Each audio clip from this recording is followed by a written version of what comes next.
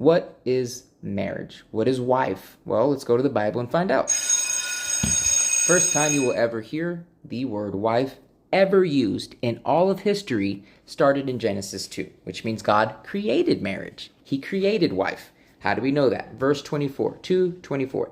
Therefore a man shall leave his father and his mother and hold fast to his wife, and they shall become one flesh. Wow. So God created a wife. Why did God create a wife? Well, verse 18 says it. It is not good that man should be alone. I will make him a helper, fit for him, or suitable. So we see that a woman and a man make up a marriage, and a wife is a woman who is a helper for the man. Okay. Wife comes from the Hebrew word Isha Nashin, which means a singular woman. And verse 18 attaches that this woman's task is to be the helper. That is what a wife is. Notice that a wife is not many women. It isn't a transgender woman, and it isn't a same-sex relationship. Okay? Helpmate is somebody that is a suitable partner, which means they are not a godless person. They're not self-absorbed.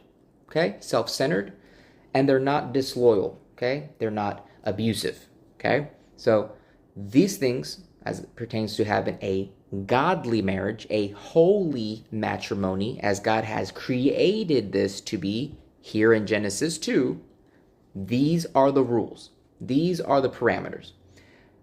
The antonym for suitable is irrelevant, which means God did not design this helpmate to be irrelevant in the man's spiritual growth, physical well-being, and emotional maturity. That is what we're in question here, okay? Okay, let's tie everything together. I like the game Clue.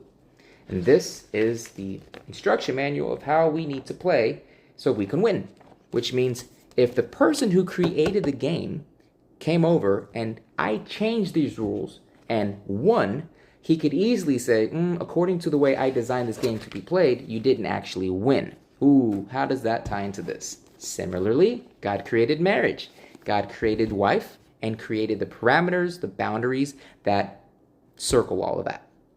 So if we're going to be judged when we die, and God's going to call into question our marriage, he's going to call it into question according to how he has described it, how he has set boundaries and parameters around marriage. So the laws can tell you that it could be same-sex, but when you get judged, that's not going to fly. You can have multiple partners, you can cheat on your spouse, but when you get to heaven and you are judged, that will not stand. Let's learn what marriage is.